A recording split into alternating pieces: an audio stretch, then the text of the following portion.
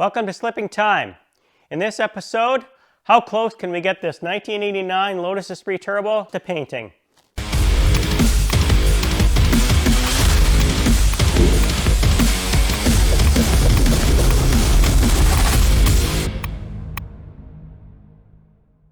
Hello, and thanks for slipping some time with me today.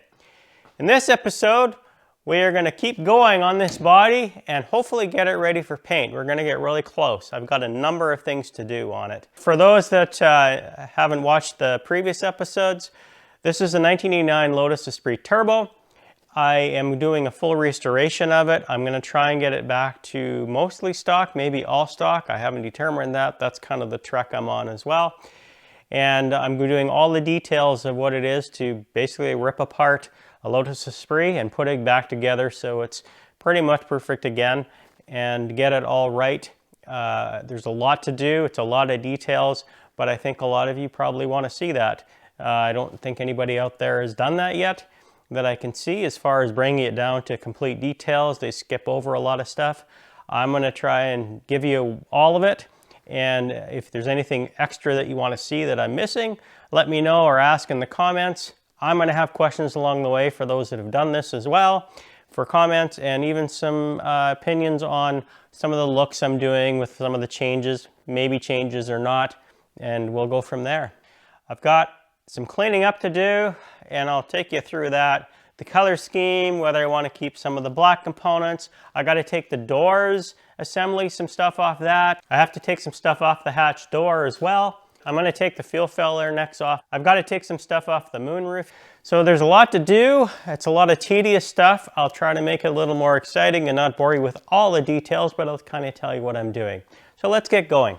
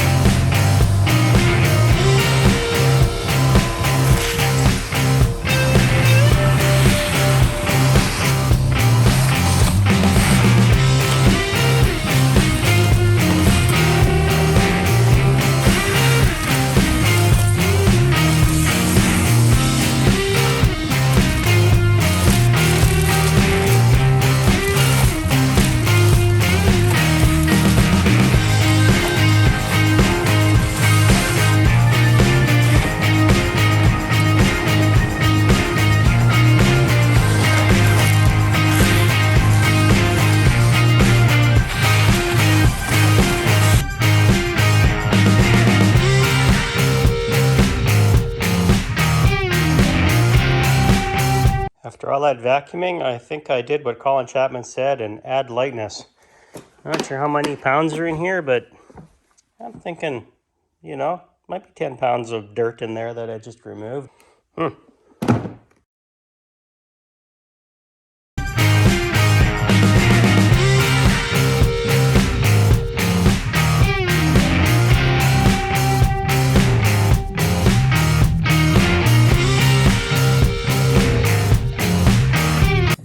I pulled these out. I'm glad I took them out. And that's full of Bondo. They just Bondoed this up. So because I put Bondo in here, maybe I can put these back to stock. I have looked and I can source out, you can get the flaps and the hinges. So I might try to put these back to stock, which I'm pretty excited about because that is my preference. I can probably reuse these. It's interesting that they painted when this was in here and they put it all in one piece and it cracked. And they even painted inside where the fuel goes, which makes no sense. Nobody would normally do that, but they did it. So I'm going to get the other side off now.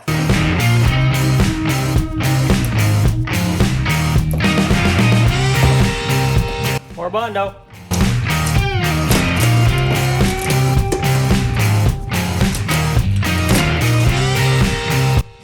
that one came off a little bit or rough, I guess, but it's off.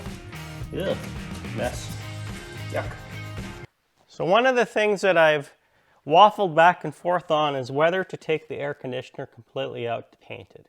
And I'm hesitant because I don't want to do an R34 conversion. And the reason I realize I don't want to do it is now that I looked into it, you pretty much got to change everything out. The condenser, the pump, the dryer is obviously a no-brainer. I'm not sure about the evaporator, and then you've got to do an adapter on it. So I'm going to try and preserve that. We can paint around this. Really, this is the only thing that's going to be in the way. The rest I can kind of work through. And there's some hoses in the back as well that we got to work around to paint it.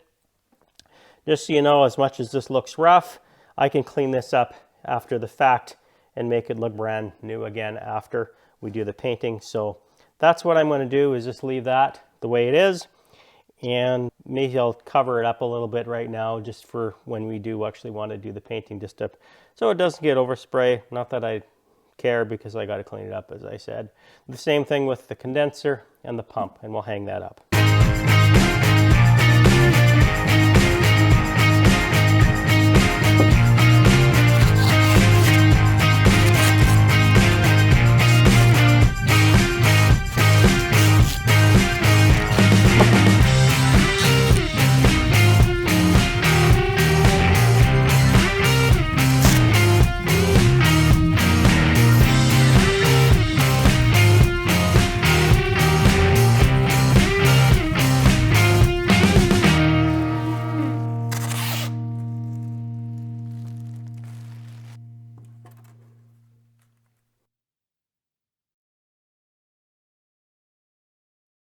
So since I got this car, I have not tried to clean the interior at all, including this dash piece.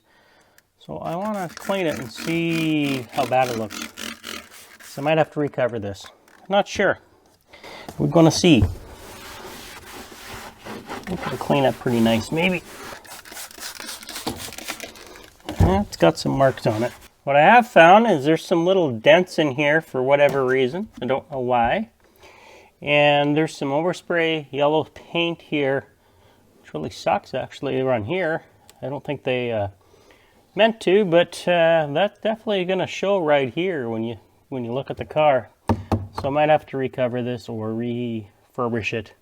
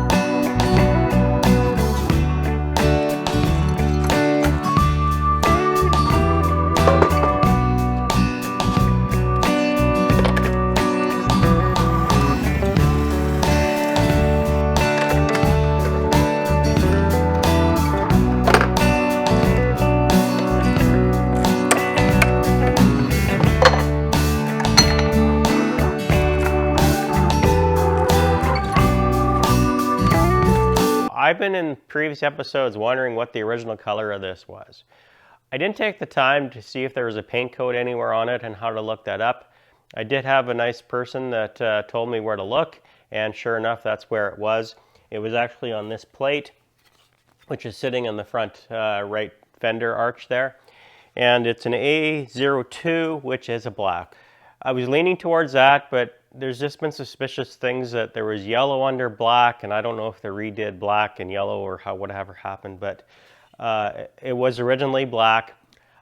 I'm not going to go with black because I really want to have a yellow type Lotus, and I really like how it pops. So I don't want to veer far away from what comes stock in these cars for color. So there's a couple options of yellow. There's a lemon yellow, and I'm not sure if this is a lemon yellow. I don't know what the paint code is for this. It looks closer to the lemon yellow that they used in Lotus, but it could be a different yellow altogether. But there's a lemon yellow that was available in 1989. There's also a racing camel yellow, which is actually from the cigarette manufacturer that was a sponsorship back in the day from Camel, and that's where the color came from and why it was named. That's when people were getting away from those type of sponsors, and I did some research a little bit. There was some controversy of who bailed on who at that time, but we just know that a lot of countries were banning cigarette manufacturers from sponsoring car events and all types of sports events, and that may have contributed to it. So they ended up calling it Norfolk Yellow after, I think, 1989 and 90, they changed it or whatever, but it's the same color from what I can tell because it's the same paint code.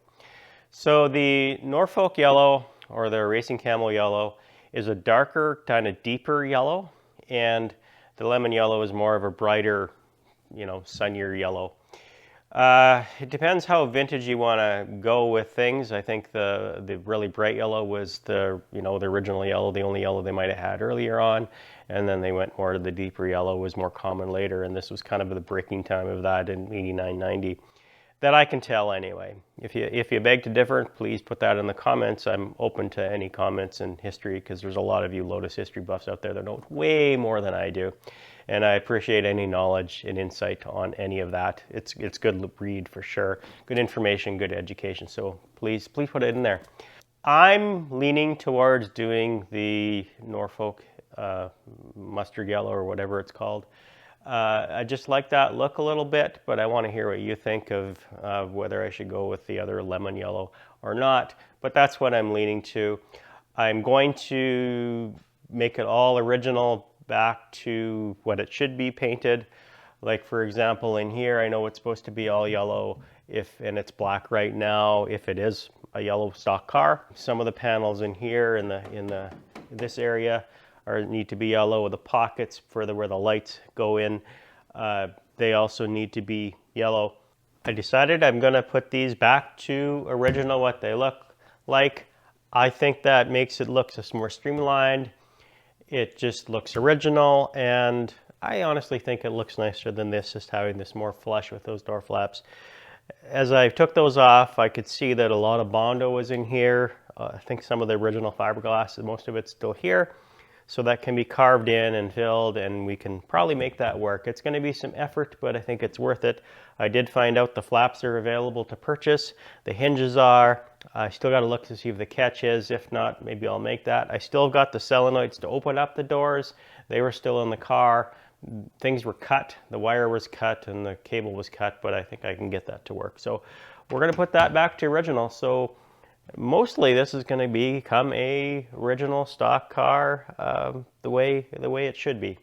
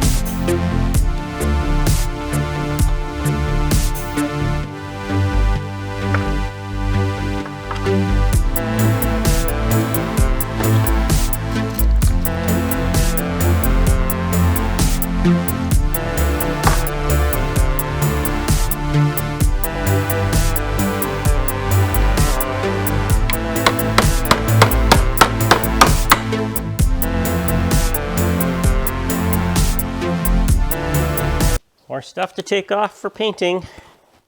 Always something. I have a question. Should this be yellow or should it be black? I'm assuming since this faces the interior, it's probably supposed to be black facing because the interior is black. But let me know, for those that have something with factory paint and it's not black, is this still black on the inside of the top roof that comes off? I think I'm going to leave it black.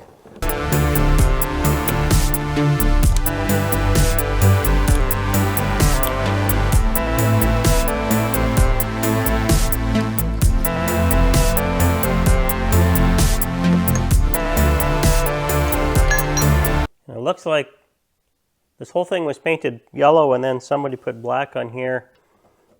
I don't know. I don't know what they did. It's weird.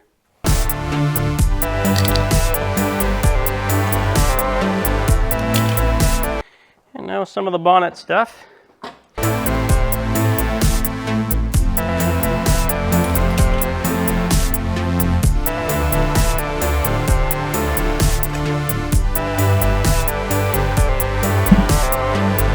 Okay, this is the hatch door. And a lot of this is just one piece of fiberglass. So another question is, would this be yellow or black? It would be black from the original color the car was. But if the original color was yellow, would this also be yellow? I'm suspecting black, but I'm not entirely sure. And I'd like to know. Another question, of course.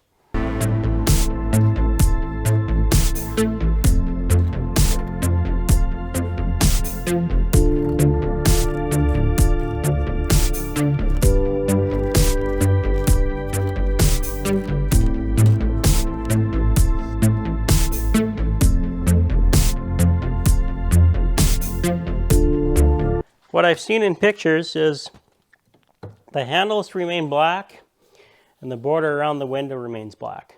So basically like this. So I don't have a lot to do on this to get it prepped. I take the door handle off. This one's actually broke, so I got to replace that anyway. And I'll take the mirror off so that can be painted separately. And we'll do that.